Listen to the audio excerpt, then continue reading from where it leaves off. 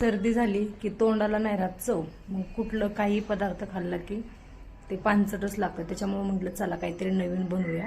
तर मी पोहे आणि रवा ह्याचा करत आहे उत्तप्पा. 1 वाटी पोहे आणि 1 वाटी रवा घेऊन भिजू घालायचा. तर तुम्हाला पण नक्की बघा आणि घरी ट्राय करून बघा, खरंच खूप छान लागतो खायला. हे बघा, 1 वाटी पोहे घेतले होते, ते मी 2 तास भिजू घातले आणि 1 वाटी रवा, तो पण 2 तास भिजू घातला. आता आपल्याला पोहे घ्यायचे आहेत वाटून.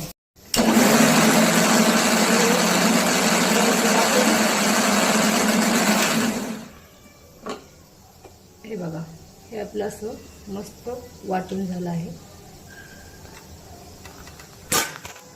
तर ते आता एका भांड्यामध्ये, तर आपण ते पोहे वाटून घेतले आहेत. आता त्याच्यामध्ये भिजवलेला रवा टाकायचा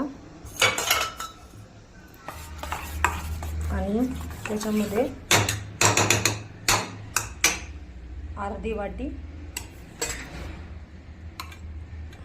दही घ्यायचं आणि दही टाकायचं.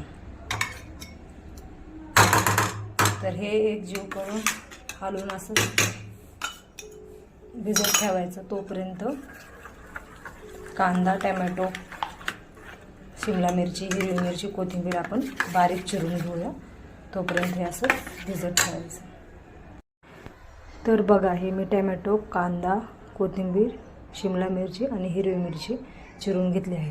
आणि जिरेपूड आणि मिरेपूड हे टाकायचे. मीठ टाकायचं चवीनुसार. आणि मग हे चिरलेलं सगळं त्याच्यामध्ये मिक्स करायचं.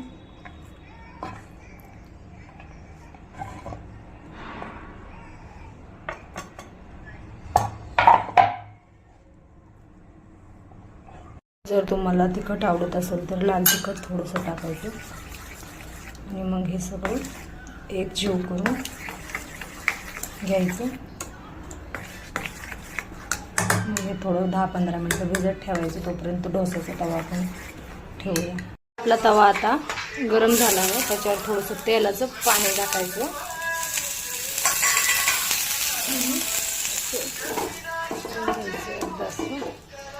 मग हे बॅट भिजवलेलं आपलं टाकायचं. फक्त जास्त पातळ करू नका, जर पातळ केलं तर ते होणार नाही.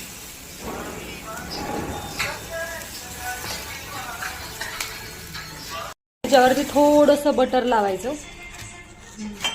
आणि हे मस्त मस्त झालं आहे.